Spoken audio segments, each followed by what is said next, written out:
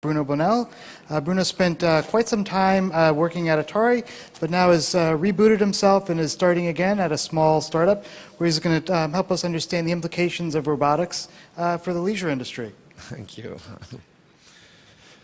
Well, yeah, I've spent about 25 years in the video game industry, and to be honest with you, I just realized watching this wonderful show how exhausting it is to be a geek sometime in this space.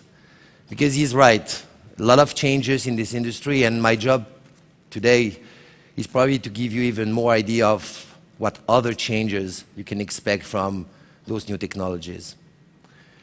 But to talk about the future, I'd like just to go back for a little bit in the past. And I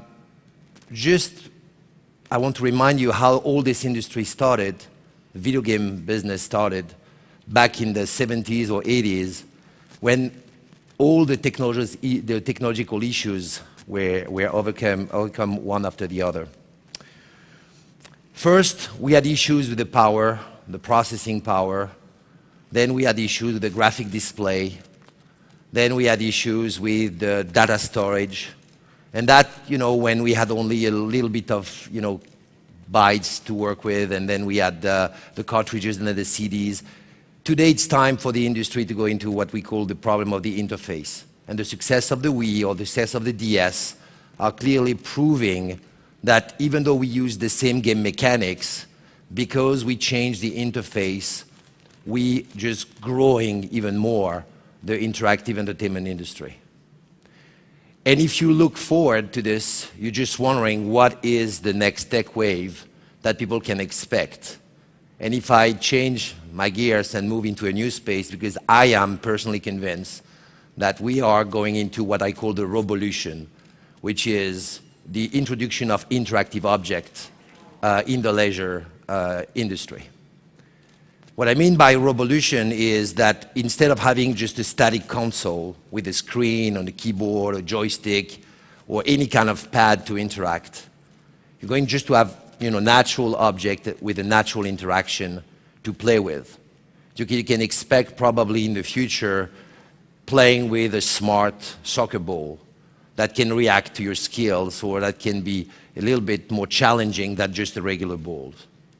You can probably expect to have a space in your room, in your house, a room in your house that can interact and make you feel like in a jungle or somewhere else. So you can just expect that this revolution is ongoing, and it's a wonderful opportunity of options, of new companies, of new design for the future, to see that we are going to go beyond the traditional console and the traditional screen interface that we have today. So to go there, it's a long way. Today, when you see the robots that we definitely sell in stores, they are really for techies, geeky, or they're just toys. The interaction is oversimple. You're just wondering if it's just not a remote control that you're playing with. You're wondering about the capacity of integration of the power of the memory. You're wondering about all the problem of the energy to make those devices autonomous.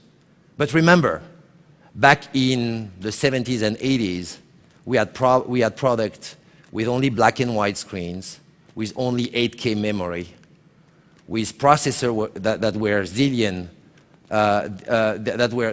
from what we have today in terms of processing power. So I really believe that not seeing that those devices are going to grow really fast in terms of capacities is just being blind, and you can really expect that there will be application that makes sense for the mass market in the future in the leisure industry based on this robot platform, as I call them. Because really that's the issue I'd like to explain today. When you see a robot, it's almost like a fantasy. Everybody sees like a standalone device that can walk around and do things. It's like a home companion. It's like an artificial friend. That's the expectation that was just carried by science fiction, it was carried by, all the fantasies from the past. But really what it is, what is going to be, is that you want to interact with an object is in a much, much simpler way. What is the reality today of this business? The biggest robot, personal robot that is sold today is a product which is basically a smart vacuum cleaner, believe it or not. And people play with it, as surprising as it sounds. When I say play with it, I mean that they give to this device a name, they talk to this device very often, they ask this little can box to clean the floor with some please, thank you. So they basically talk to something which is cleaning your floor. And the same way I heard before that Facebook was a game, and as I believe too that, for instance, the stock market is probably the most wonderful online game ever invented. I think that when you see people starting to communicate so simply with a vacuum cleaner, you can see the power of connection we'll be able to establish between human and machines in the coming future. And I know that it may sound a little weird in a gaming session to talk about how you can play with a vacuum cleaner, but it was weird to talk about how a community side can be seen as a gaming side a couple of years ago. And I really want just to open your eyes into this new field. And I heard before that we talk about bunkers, we talk about ghettos, we talk about, the nerds playing with the nerds for the nerds. The same way here, the computing industry needs to understand that it's only the brain of a much bigger industry, which is the robotic industry. In the same way you would see the computer power as just the brain, the system, that thing, think about the robot being the body of this brain. And the scope of interaction that you can now generate with this body. And again, I want to put you back into what exists today with the DS or the Wii. When people move, they don't really play better, by the way. We hear a lot of complaints of people, not really doing what they want. As qualified as they are, the software designers or the gaming designers had to reinvent themselves for those new interfaces. The same way, there will be a reinvention of a lot of gaming interaction in the future with those new robot devices. And I am personally completely convinced that the evolution of the gaming industry came from the technology, but not just in terms of power, quality of graphics, or other, data storage. It really came from an invention of the interface that grew from the very early days of the first Atari device. And by the way, Atari did invent Pong, but that's another comment. I used to be the CEO of Atari, so I know exactly the story, but we'll have a chat. But from the very first pad with the one orange button that you probably have seen, to the most sophisticated, pad that we have today, that's where a lot of evolution attracted more people. And I really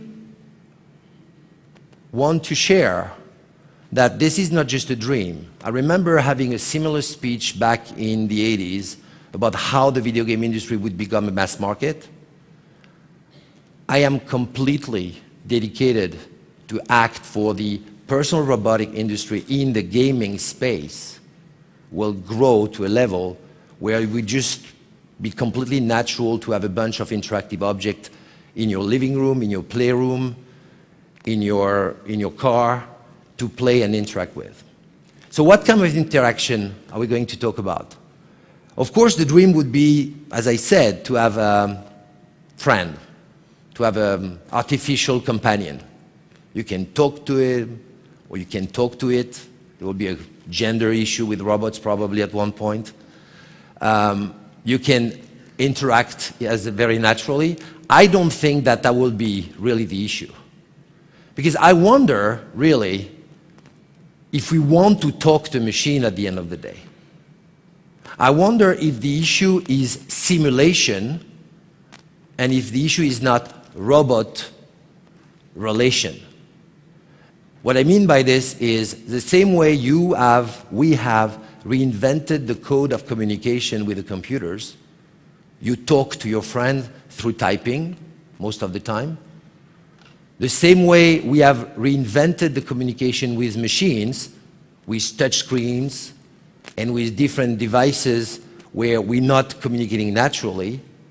Why should it be normal or why should we be forced to communicate the same way with machine that we communicate with people? That's a good question.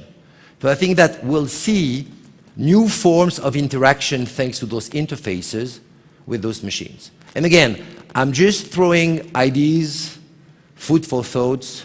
I probably don't have all the solutions, but I want to just explore with you today the options that are offering those new robot devices. As an example, talking to a machine might be a very complex process. This machine has to understand what you say, the mic has to be connected, you probably have to have a mic on, or the mic has to be extremely directional so you can really talk to this. Most of the time, you'll be frustrated. And the last thing we want in a gaming process, what I haven't heard today, but I know that all designers share, is that you want people to be involved all the time.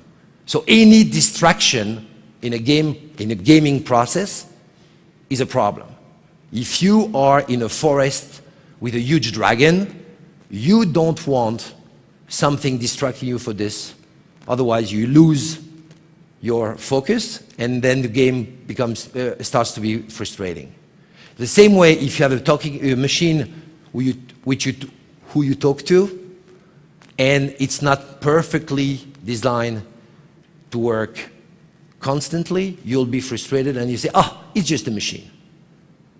But if you establish a communication with this device which is not based on human relation, where you set your brain naturally to communicate with this machine, then you can be constantly happy. Simple example, waving your hand, the machine can understand the waving of your hands. So maybe to say something to this machine, you wave your hand. Instead of saying, come here, it's like, and the machine is going to follow you. So I think that, again, don't see all this as we're just going to reproduce human. It's not like the Golem dream. It's not like Frankenstein revisited. It's not going to be, we're going to be surrounded like Mr. Spielberg said or showed in AI by companion with a lot of issues. It's to be surrounded with machines, and we will just be interacting with them for fun, probably for other users as well, but today it's about fun, about gaming, for fun, and we'll be creating new vocabularies, new connection, new relationship, new system of communication with those machines. So if I want to show you this way, if I want to advocate this cause, it's because when we created, and the path is extremely similar, when we invented the video game industry, when all those guys from California, from Japan, from Europe, started to work on design based on, I have a couple of, I have only limited memory, have a black and white screen, I have a keyboard from time to time, I had a joystick, but really rough with only 4 directions. They had to create a way to communicate with the players in a different way than the sophistication of playing with humans. And of course, the evolution of technologies has shown that, you can emulate and you can simulate and you can calculate all this 8. Talking about loving game, it's interesting. It was not the question at that time. The question was, I have constraints, I have no choice, how can I make fun with those limited choices? We have the same issue today in those interacting machines. They are limited, they are simple, They have a lot of issues: energy, power, processing power, movements, mechanical issues, electronical issues. But still, you can build some interesting interaction. And of course, then the biggest question that probably someone would say, yeah, but is it like an evolution of toys that you're talking about? Yeah, it's an evolution of toys. As the video game industry was naturally an evolution of games. Surprise, surprise. There is no huge gaming company who's been successful in the video gaming industry. Surprise, surprise. I heard before the comparison between movies and video games, and I completely agree, by the way, on the analogy. Surprise, surprise. There is no huge major company, except through buyouts, who made it to the video game industry. Surprise, surprise. I don't think that there will be any consumer electronic company successful in the robotic industry, and there won't be any toy company successful in the robotic industry. This is a new industry. This is a new field. This is something that you can expect probably not double, but triple-digit growth in the coming 10 years. Because it's not just about one person, one teenager, or it's similar to the evolution of the casual gaming industry. It's about everybody interested in having interaction with a kind of device that is much more natural or less complicated than a computer screen or another complex joystick to manipulate. Enough of pushing buttons. Maybe we have to wave our hands. Maybe we'll have to find things differently. But definitely, we want to have those little pets, interactive pets with us, and work in interaction with those machines. So that was really my will to share with you tonight this vision. I'm glad I did it in front of such an interesting crowd, and my frustration that we have no questions, but definitely for all those questions, I'm sure we'll find together the answers. Thank you.